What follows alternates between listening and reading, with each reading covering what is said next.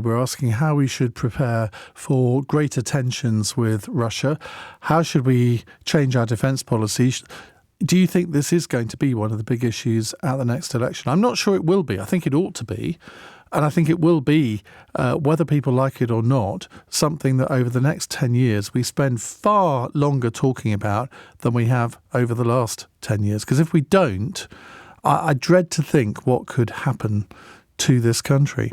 Matt is in High Wycombe. Hello, Matt. Hi, Ian. How's it going? I'd like to make 3 points, if I may. Firstly, we're not in a 1939 situation, although global security is deteriorating. Secondly, the NATO Deputy Secretary General and your guest, the ex-admiral, are in some ways scaremongering, but perhaps for good reasons. And thirdly, that the UK has the skills, money and industrial base to have a proper working defence sector. We just need to make some difficult choices. Some of them are difficult politically or emotionally or sort of as a nation, but actually not fiscally. Others will be difficult fiscally. All of these problems can be solved. We have lots of examples. You mentioned France. You mentioned other countries in Europe like Finland and Switzerland, which have pretty robust civil defence plans and citizen involvement in them. Much smaller countries than we are, and we could do the same thing. It just takes a bit of will. Why do you think that Chris Parry or the Deputy Secretary General of NATO would want to exaggerate the threat? Well, when I say exaggerate the threat, and I'm going to say something that might sound a little bit disrespectful, but they are professional military men, and their job is to look for a monster in every shadow, right? They are paid to be pessimistic. That's the military mindset, right? Because the time that they're optimistic and wrong would be a strategic failure for whichever military they serve. So military people are always going to be pessimistic about threats, maybe overamp them up a little bit, potentially do a bit of scaremongering to perhaps get the attention of the British public. But they don't need to scaremonger, do they? Because we've seen before our very eyes the Russian threat to Ukraine and what they've done over the last 2 years. I agree, but we're not in the situation that Ukraine is for one very simple reason. We have nuclear weapons and we're part of NATO. Ukraine doesn't have any nuclear weapons. If Ukraine had nuclear weapons, the doctrine of mutually assured destruction or just basic pure common sense. And of course, Ukraine did have nuclear weapons, but they gave them up on the promise that their borders would be guaranteed. Exactly. Now, I want to be very clear. A lot of your listeners will have objections to nuclear weapons. I have objections to nuclear weapons. But the world that we live in, war is the courts of last resort, and the person with the biggest stick has more power than everybody else. Nuclear weapons are so disgusting that even insane people like North Korea have so far never used them first.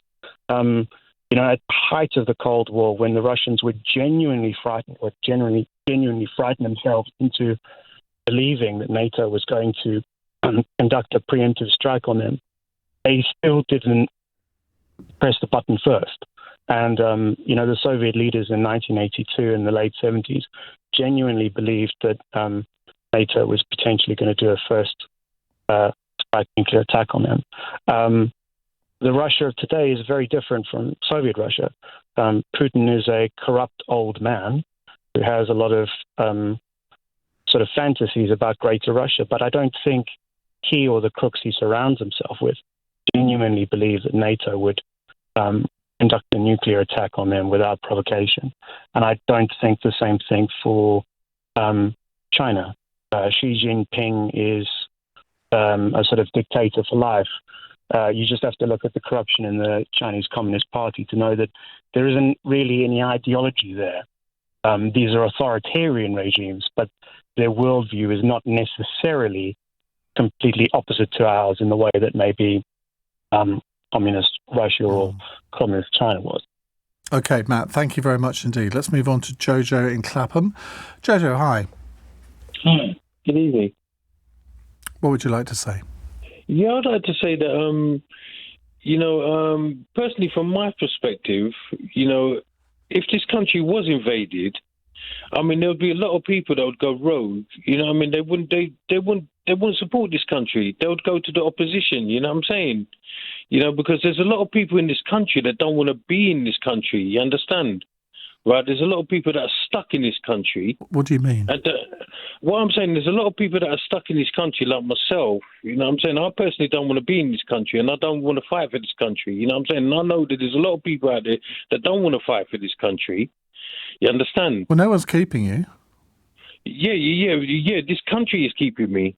And it's not just keeping me, it's keeping a lot of people in this country, you know what I'm saying, that don't want to be here. Well, you know what I'm saying? Well, if you don't want to be here, go somewhere else.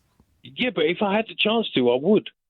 Even if there was repatriation, I would go for that. I would like to go for that. But if this country was invaded, I won't fight for this country. I wouldn't. And I know there's a lot of people that are stuck in this country. You know what I'm saying? But why?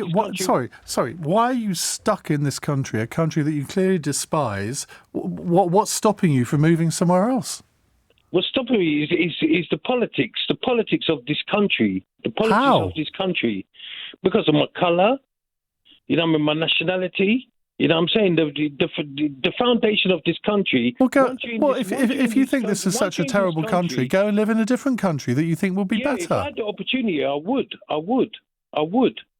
but I can't because this country won't let me. No, this country won't. What you're me. doing is you're finding excuses. You're trying to find all sorts of excuses for blaming this country for your own indolence. No. This goes back to generations. It goes back to generations. Once you're in this country, you're stuck in this country. You understand? If you have a criminal record, you can't come out of this country. You know what I'm saying? Well, that's your fault. That's not the country's fault. That's your fault. If you've got a criminal record which prevents you from going elsewhere, that is your fault. It's not this country's fault. No. What I'm saying, well, personally, my view, I will fight for this country. If there was an invasion in this country, I'd rather go to the opposition, to tell you the truth. Oh, go to hell. Just go to hell. Thank you very much. Just go to hell and never listen to my programme ever again. I mean, oh, God. I mean, sometimes you listen to people like him, traitors to this country, basically. Clearly, he was born here, and yet he treats this country with contempt. Well, I wish he would bugger off somewhere else. Let's go to Ulf in Hamburg. Hello, Ulf. Good evening. You have the most interesting of guests. Oh, my God. I mean, evening. do you have an equivalent of LBC in Germany, Ulf? I don't think you do, No. do you? Well, regrettably. So maybe you want to introduce it someday. That would be an interesting talk, but no. Maybe you could welcome Jojo into Germany and see how he fares in Germany. Why would we want somebody with a criminal record? Exactly.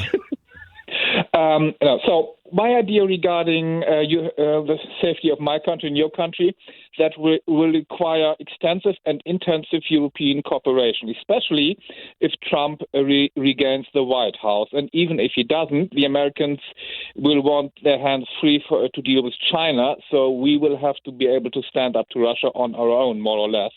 That will at least mean that we have something like joint procurement, joint defense projects. As you will not be surprised to hear that I would prefer the EU to become a military power as well, as much as most Brits will hate and loathe that idea.